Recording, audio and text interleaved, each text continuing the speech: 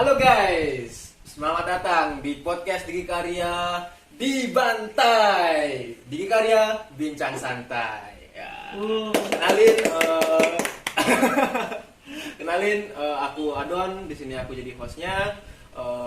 Tentang Diki Karya Bincang Santai adalah podcast dari Diki Karya yang mengundang para pemuda yang muda tentunya, beda dan berkarya.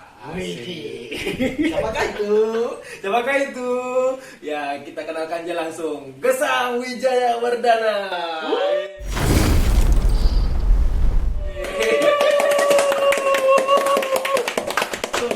Gimana? Siap di pantai? Oke, saya Gesang Wijaya. Saya siap di pantai. Jadi, gimana? Sehat. Sehat. Kerjaan kayaknya tebal kali kerjaannya, sibuk sekali loh. Wih. Gimana ya? Janjian jam 7, jam 8. Gimana ya bilangnya? Sibuk tapi miskin. Bukannya miskin, uangnya belum cair, cuy. Ya, namanya juga rezeki ya. Iya. Dapatin aja lah. Ya.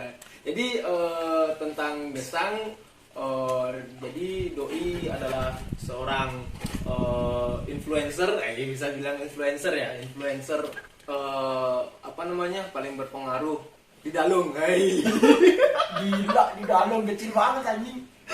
Kan bener. Nah, jadi Doi sering ngupload konten-konten motornya dia dengan karya-karyanya yang luar biasa. Contoh salah satunya ada coki, ada buat rak-rak juga yang tentunya custom sendiri. Kualitasnya juga nggak main-main. Wih, bisa dibanting. Bisa dibanting. Nah, pertama-tama aku mau nanya sama gue ini tuh. Apa namanya? Jadi awal mulanya tuh kayak dari kecilnya itu loh. Kayak sekolah di mana, terus ya pokoknya bertahap lah itu sampai bisa jadi seperti ini. Gimana ceritanya? Coba. Nanya apa tadi? Bangki. Oh, gue nanya. Aku nanya. Gimana perkembangan waktu masih kecil? Dari kecil dulu, dari ya besarnya kayak sekarang ini dah. Gimana? Ya, kalau dari kecil ya. Awalnya dari gue TK gimana perkembanganmu tuh, kok bisa seneng ngebingkil jadi yang ujung-ujungnya, kayak gitu lah. Yang jelas ya dari kecil memang udah dijejali dengan motorcycle. Motorcycle. Sampai hadiah sunat pun tuh hadiahnya motor. Serius? Oh, iya dong. Aku ingat gue itu buat gini tuh, buat motor pakai mesin potong rumput lu. Itu viral dulu ya. Serius ya, viral dulu tuh. Nah, itu bapakmu yang buat, kenapa gue buat sendiri?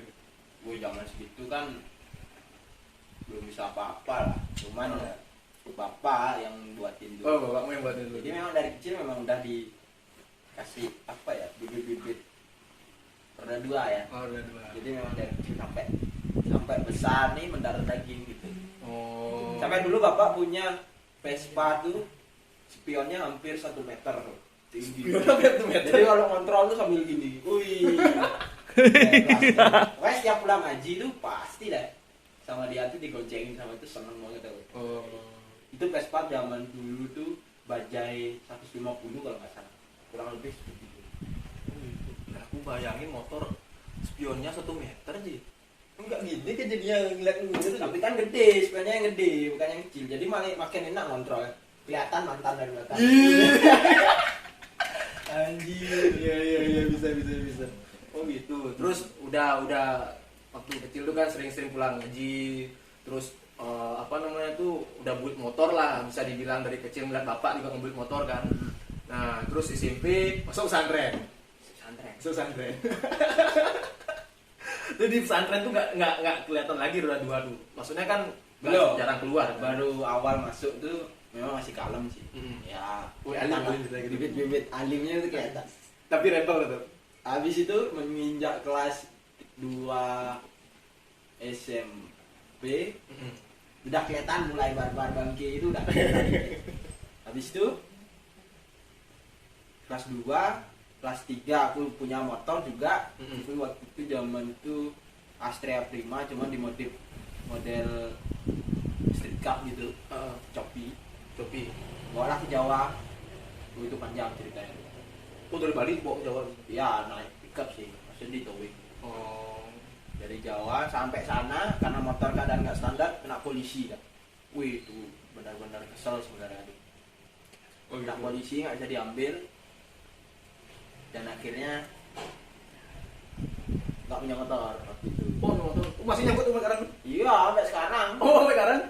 Tuh kalau nebus berapa bayar? Sebenarnya nggak nebus tuh nggak disuruh bayar, cuman posisi disuruh nyetandatin di tempat gitu. Oh. Jadi nah, sementara kan baju-bajunya kayak deg-degnya udah nggak ada zaman segitu. Oh gitu. Terus habis itu lambat laun punya juga aku C70 ori standar waktu itu masih catnya warna kayu. Oh. Jadi kirim lagi ke Jawa. Oh, yang ke video ada video yang ke naik-naik itu tuh. Berdiri ke motor lu. Itu kan? Oh, ada.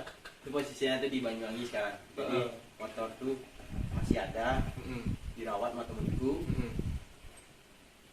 Cuman nggak tahu kabarnya gimana. Yang jelas motor tuh dirawat. Oh, masih ada kan? Masih ada. Wih, sejarah kali ini. Nah, terus Ya, gimana ya? masih bisa custom tipis-tipis itu nggak bisa kan orang ke pesantren. Oh, kalau itu bisa. Oh, bisa. Dulu datang motor dari Bali itu posisinya motor tuh bentuknya masih belum sesuai ekspektasiku. Aku ganti stangnya tinggi. Woi, ada mantu no. Udah keren tuh. Buat sekolah stangnya tinggi. Udah gara-gara stang tinggi terlalu kelihatan, terlalu apa? Terlalu colok. Terlalu mencolok akhirnya di jambel sama polisi itu waktu itu tahun berapa? Tahun 2000 berapa dia?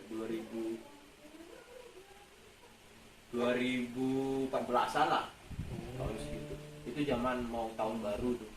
Sorenya besoknya tahun baru. Oh, gitu. Walaupun pesantrennya masih ya kita garap-garap kayak gitu-gitu ya. Sebenarnya nggak garap, cuman idenya berkembang gitu loh. Kalau garapnya kita tetap lewat orang. Oh, inspirasi Ya, idenya itu tetap dari kita. Ya tetaplah berkembang. Memang dari kecil kan, Oh. memang udah dididik itu sama bapak. Jadi orang itu yang produktif, jangan hanya konsumtif. Sebenarnya bukan dari dididik gitu, karena memang ada duit. Itu yang paling benar. Ada miskin. Gitu loh. Gimana kalau ada uang pasti kita nggak bakal apa namanya ngurusin yang produktif itu. Paling Iya. kita ngobrol-ngobrolin uang kan gitu. Tapi ngaruh ya dari pesantren itu apa namanya tuh prinsip-prinsip yang kepegang sampai sekarang itu dari contoh ke bengkel itu. Kalau bengkel itu sebenarnya bukan dari pesantren sih. Memang dari basic, dari awal dulu. Dari kecil memang udah. Mungkin kalau di pesantren itu bibit yang Apa yang kita dapat tuh dari pesantren itu? cara mencari teman yang baik. Oh gitu. Itu aja sih. Ilmu temannya tuh ya. Kayaknya yang paling menonjol ilmu itu deh. Sisa agama hilang. Anjing jadi rugi waktu itu punya pesantren. Tapi ya sih aku banyak dengar dari orang-orang yang pesantren itu emang dia kebanyakan kan orang masuk pesantren itu kan dipaksa cuy ya. Biasanya ya. Biasanya jadi niatnya orang tua kan biar alim lah gitu. Tapi ilmu yang patennya dari pesantren itu ya solidnya itu mah temennya gitu. Ya, jadi kayak Ilmu memang temen. ngerasain benar-benar solidaritas gitu loh.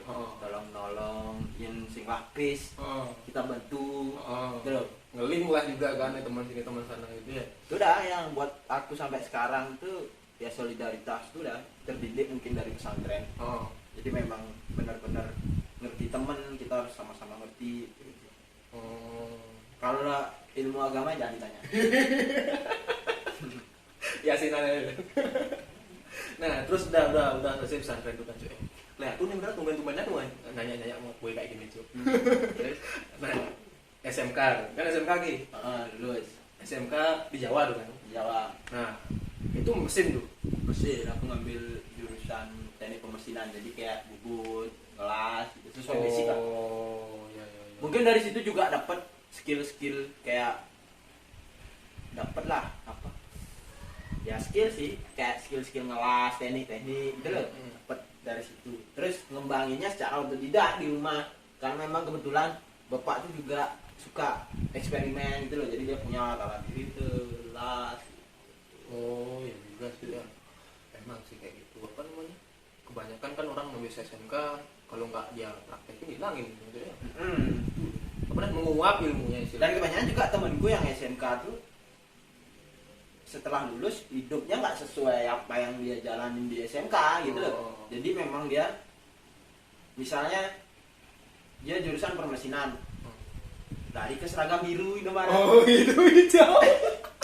Ya kan nggak sesuai. Iya benar. Emang kadang hidup tuh emang nggak nyangka. Ya. Tapi kalau aku ya tetap harus di jalan yang make up. Oh. Tapi di SMK itu kan belajar ke kelas, belajar ke buat bubut gitu. Nah, nggarap motor juga masih nggak di sana tuh? Oh kalau zaman itu belum garap motor. Nggarap motor tuh. Garap motor kan baru 3 tahun belakangan. Oh gitu. Waktu ke SMK tuh ke kerja prakteknya di mana? Bengkel apa? Bengkel bubut. Bengkel bubut. Itu di bengkel bubut itu pun apa namanya? Ngelayanin orang-orang pelaut gitu loh. Oh kapal-kapal. Oh, jadi kapal-kapal tuh posisinya tuh kan aku bengkelnya tuh ya hampir di pesisir lah. Tapi nggak terlalu di pesisir ya, tengah-tengah. Jadi bengkel itu yang paling deket dari pesisir. Jadi orang-orang pesisir bawanya perahu-perahu tuh ke bengkelku, bengkel bosku dulu. Zaman waktu trending dulu. 6 bulan. Selama 3 bulan. Zamanku 3 bulan. Cuma kan ada kebijakan baru terus jadi 6 bulan sekarang. Di zamanku tuh 3 bulan. Berkesan nggak di sana? Dari situ dah aku dapet teknik-teknik cara melepas baut yang ada di dalam besi patah gitu loh misalnya. Dapet dari situ tekniknya. Terus apa lagi ya? Kayak mungkin teknik-teknik bubut sedikit dapat dari situ sih. Cuman sekarang sih lama memang nggak megang bubut, jadi ya agak mungkin hilang lah. Nguap lah dikit ya. Cuman bisa lah skillnya cara ngidupin tuh tahu, cara apa muter eretan tuh tahu. Ya sih. Kebanyakan orang kalau SMK tuh ya termasuk bagus itu tempat training dia kayak Bagus.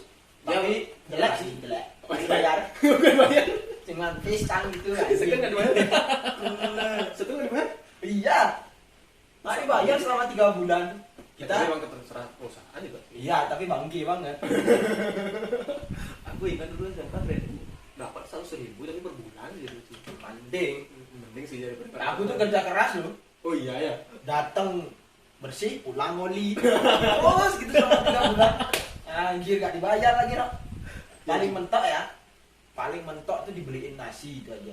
Oh, dibeliin nasi. Itu pun gak setiap hari. Ya, Mungkin 3 bulan tuh cuma dibeliin nasi 3 kali. sebulan. Malah gak sebulan sekali kayak ya.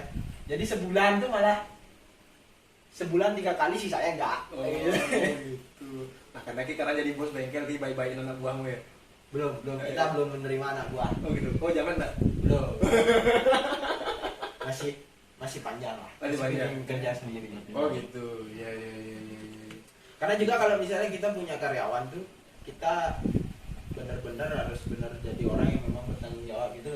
Tanggung jawab tegas. Otomatis kita harus mampu juga memahami perekonomiannya dia, harus ngertiin dia. Jadi nggak syukur jadi anak buah pulang selesai kerja bukan tanggung jawabmu. Sebenarnya kalau menurutku yang jadi memang benar-benar jadi bos tuh benar-benar punya karyawan tuh diperhatiin gitu loh. Dia tuh bener di kos tuh makan apa enggak gitu loh.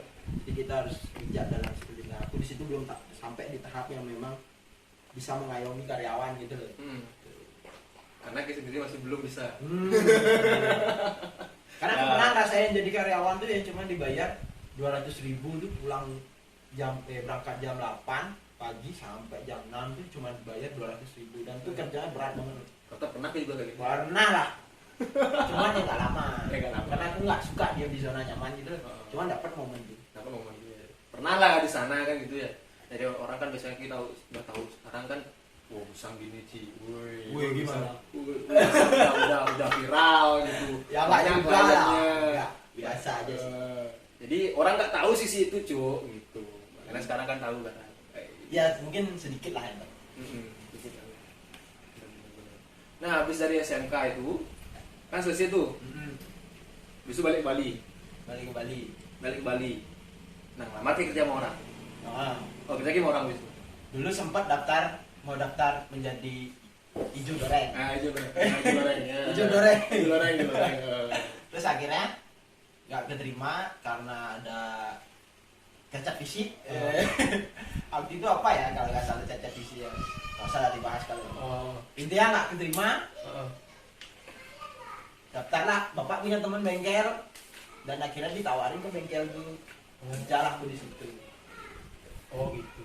Di sana bagian Serabutan. rambutan. Jadi Apa posisinya aku udah bisa ngelas tuh. Jadi aku bisa ngelas, kadang juga bisa ngebuit motor, cuman nggak sepenuhnya ide itu dari aku kalau ngebuit gitu loh. Oh iya. Jadi kita harus ada apa ya bisa dibilang ya, harus ngobrol dulu sama bos gimana nih caranya biar gini. Kadang ideku tuh bagus tapi terlalu gimana ya, terlalu nggak di gini mah dia loh, nggak ditangkap sama dia. Heeh. Jadi sekedar saran aja. Heeh. Oh gitu. Ya. Tapi emang gitu ya kalau udah kerja sama orang ya. Ya resiko. Ya di situ ya. Jadi aku nggak mau jadi bos yang kayak gitu. Oh. Gitu. Nah itu berapa bulan tuh? Ya untungnya cuma 6 bulanan lah. 6 bulanan. Setengah tahun. Nah terus tuh udah berapa motor kira-kira tuh? Banyak ya nggak hitung ya? Yang mana? Yang di bengkel teman bapak itu kayak kerja. Wih, lumayan. Main dia. Ya maksudnya dalam artian itu kan bukan bengkel apa ya, bisa dibilang itu bengkel memang komersil. Jadi motor servis PT oke. Jadi memang bukan khusus ngebuit motor, memang ke dalam itu gitu. Oh. Jadi banyak motor yang ke servis itu, ya cuma satu. Kalau untuk ngebuit ya mungkin adalah motor-motor 7 lah. 7 dalam waktu 6 bulan tuh keluar masuk kayak 7 deh, lebih lah, bahkan lebih kayaknya. Nah, apa yang membuat Ki berpikir gini, Cuk? Kan Ki udah kerja sama orang nih. Gaji lumayan. Gaji lumayan apa enggak? Enggak. Anjing tuh gaji aku berapa ya? Itu paling banter itu cuma 900.000 aku sebulan. Sebulan. Awal-awal malah 150. Seminggu. Seminggu ya. Enakan. Mulut tuh langsung seminggu kita kerja terus. Minggu masuk kadang. Tapi di sini tuh aku dapat satu ilmu kayak misalnya apa? Ngebanding master rim tuh loh, kayak masukin oli rim tuh dari dalam keadaan netral tuh kan agak susah kalau nggak ada ilmunya tuh. Itu Diajarin Ki di sana. ya tahu lah tekniknya dia. Terus Cara ngelepas rantai yang bener tuh gimana, menjadi dipotong tuh harus dipukul. Cara yang praktis gitu loh. Buat terus apa lagi di sana ya? Kayaknya sih ada, cuman lupa proses apa lagi gitu. Nah, diantara semuanya ini kayak Ki training, mati kerja sama orang ini. Tapi Ki kerja sama orang cuma yang itu aja. Habis itu buat bengkel sendiri. Ya. Oh. Nah, itu diantara dua itu kan. Ki masih kontak baik kan sama orang-orang ini. Mungkin kalau ketemu kontak baik, cuman dia memang udah jarang ketemu aja. Udah jarang ketemu ya, masih sibuk ya. Ya kadang kan orang kan udah selesai kerja sama orang kan ya udah sampai sana aja hubungannya itu. Biasanya gitu, Cu. Nah, tapi ya itulah, Ki kan beda aja. Wis. Nah, apa namanya? Apa yang membuat Ki itu berani keluar dari zona nyaman itu? Contoh kayak ya Ki buat bengkel sendiri dan dibuka bengkel sendiri. Aku tuh tipikal orang yang benar-benar orang yang gampang banget bosan. Gitu. Jadi di rumah tuh ya, kalau nggak kerja tuh maksudnya rebahan gitu, padahal niat buat libur hari ini nggak kerja. Itu kadang kalau diem aja di kamar scroll HP bosan loh. Gitu loh, hal-hal kecil kayak gitu. Apalagi hal-hal gede kayak di dunia memang benar-benar untuk bisnis gitu loh. Memang suka nggak seneng yang namanya hal yang itu aja loh. Jadi harus berganti, bosan. Makanya kalau sekarang aku ngebuit motor tuh apa buat sesuatu hal tuh harus ada inovasi baru. Jadi di situ yang buat ciri khas kita tuh. Memang bener bisa dibilang bukan sesuatu hal yang konsisten, cuman kita kan konsisten tuh di hal yang memang sama. Ngerti nggak maksudnya? Jadi gue ngebangun motor memang tetap genrenya sama, konsisten di situ. Cuman kan konsep harus tetap berbeda. Nah, jadi ya kayak hal-hal kecil kayak gitu yang aku sukain, jadi tetap apa ya, berinovasi lah. Apa lagi? Tapi benar guys, itu hal penting, hal kecil yang penting banget kita note itu. Jadi bosen dalam hal ya nggak yang hal-hal yang nggak produktif yang kayak tadi itu yang scroll itu kan biasanya kan anak-anak zaman sekarang itu kan banyak cuy kayak gitu. Apalagi generasi HP miring. Kita TV miring malam-malam gitu kan. Ada. Nah tapi gitu. ya itulah yang kebanyakan kan orang masih melakukan kayak gitu. Hal-hal yang nggak produktif kayak gitu. Nah terus apa namanya itu, nah titik-titik yang kayak gitu yang membuat Ki berani itu, pernah nggak Ki mikir kayak, aku nanti bisa nggak ini ya? Gagal kayak apa gimana gitu. Nah pernah nggak Ki berpikir kayak gitu? Nah apa yang Ki bisa ceritain kayak gimana cara ngilangin rasa-rasa kayak gitu? Pasti jelas pernah lah. Nah Berarti kan apalagi kita manusia nih, pasti pernah lah ngerasain kayak misalnya kita ragu sama diri sendiri loh. Terus ya kalau aku sih ngatasin kayak gitu ya, yang jelas balik lagi ke diri sendiri gitu loh. Jadi yakinin lagi buat dirimu berkembang gitu loh, buat dirimu maju. Gimana pun caranya. Kalau memang contohnya gini, misalnya gue ragu nih sama apa yang gue buat, kayak misalnya buat sesuatu hal apa aja lah yang gue buat. Nah caranya gini, kalau memang gue ragu, uji coba dulu gitu loh. Uji coba sebuat apa sih suatu hal yang gue buat tuh, biar kita nggak ragu. Nah dari situ kita tahu gimana batas kualitas dirimu gitu loh. Kalau memang di situ dirimu merasa kayak ragu, terus apa aja namanya, takut ya terus aja lakuin sesuatu hal yang memang buat dirimu tuh bisa termotivasi gitu. Intinya pede dan harus berani nyoba gitu. Dan itu juga nggak instan kan ya? Semua harus butuh perjuangan lah guys. Pernah nggak Ki momen-momen di saat Ki kayak down gitu loh? Nah down itu kan, nah apa yang Ki ngelakuin biar Ki bisa bangkit lagi? berdiri Terus down secara mental tuh, misalkan nih Ki kerjaan nih ternyata nggak sesuai dengan harapan Ki sendiri atau klien tuh gitu, atau pelanggan itu. Nah ya misalnya kalau pernah nggak kayak gitu dikomplain sama pelanggan? kalau dikomplain ya komplain pernah dikomplain tuh. Gimana tuh tumben-tumbennya ya kalau dikomplain pernah, cuman kan ya kita tetap layanin lah. Cuman kita tetap perjelas karena kadang klien tuh bodoh juga. Dia tuh komplain tapi dia tuh bodoh. Ya kadang sih Kadang. dia tuh bodoh, dia tuh nggak ngerti maksudnya, tapi dia tuh pengen sesuatu hal yang kayak gini gitu loh. Kan akhirnya kita nyaranin, ntar dikira bengkel yang sok tahu, sementara dia juga nggak tahu gitu loh. Ya akhirnya kalau aku ngeladenin orang kayak gitu, ya aku kerjain sesuai maunya dia. Seandainya nanti itu bermasalah, benar-benar bermasalah, baru dia bisa tahu, dan di situ dia paham, oh iya benar ini salah gitu loh. Pernah ada kayak gitu? Ya kita ladenin aja sampai dia mampus, sampai dia benar-benar oh iya gitu. Langsung pernah kayak gitu, terus kita bilang apa? Kan kayak gitu. Nah kan akhirnya kayak gini kan, jadi kita harus tetap balik ke konsep yang awal Pak. Wih. Ya kita memang harus kerja 2 kali lah, memang buat membuktiin memang itu kualitasnya tuh loh. Ya. Nah kan banyak bengkel itu yang ada khususnya di Dalung kan, atau di Bali lah soalnya. Nah kebanyakan kan orang yang seumuran kita lah, yang muda-muda lah, ada rasa-rasa kayak insecure gitu kan, atau dia merasa nggak pede gitu kan, kayak ya merasa kayak oke, ada yang lebih bagusan sih, membandingkan itu loh, membandingkan diri kita sama orang lain itu. Nah itu gimana tuh menurutmu kayak gitu? Ya kalau kayak gitu sih memang udah pasti ya.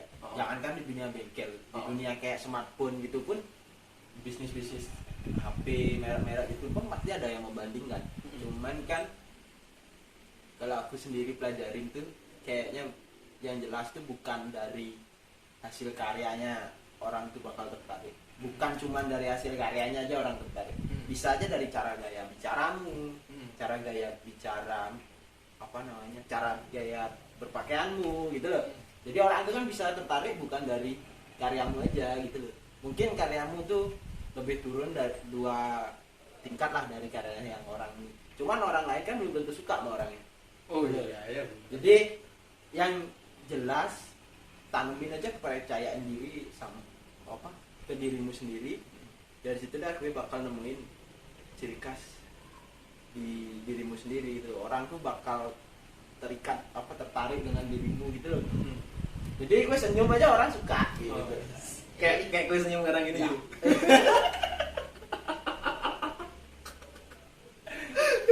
Ya intinya percaya diri. Terus apa lagi ya? Jangan minder jadi orang. Memang kalau memang gue dibanding-bandingin sama orang lain ya marah boleh, tapi ya ditelan mentah-mentah juga nggak apa-apa. Ya namanya berbisnis itu pastilah dibanding-bandingkan kan. Cuman tebelin aja kuping. Terus kalau perlu gue juga introspeksi diri, di mananya sih aku kurang kok bisa dibanding-bandingin. Dari situ dah aku mungkin bisa termotivasi buat ngebangun sesuatu hal tuh yang makin lebih wah. Gitu ya. Iya. Kayaknya kayak memang tebal kali mah omongan Sebenernya makanya aku keras orangnya. Makanya ngerasa ya, bener kelihatan. Barbar itu ya, nggak baperan itu ya. Nah, apa namanya dari pengalaman lu sebelumnya nih, terus dari Ki awal sampai Ki yang sekarang ini, kira-kira Ki punya nggak kayak idola gitu atau orang yang Ki lihat tuh yang menginspirasi Ki untuk maju sampai sekarang? Kayaknya orang yang banyak sih. Banyak ya. Cuman yang bisa disebut paling cuma satu. Bapak. Wis. Banyak inspirasi di dunia permotoran. Aja terakhir langsung. Di dunia bisnis itu cuman yang bisa disebut kayaknya cuma bapak itu aja sih. Kenapa Ya, bisa?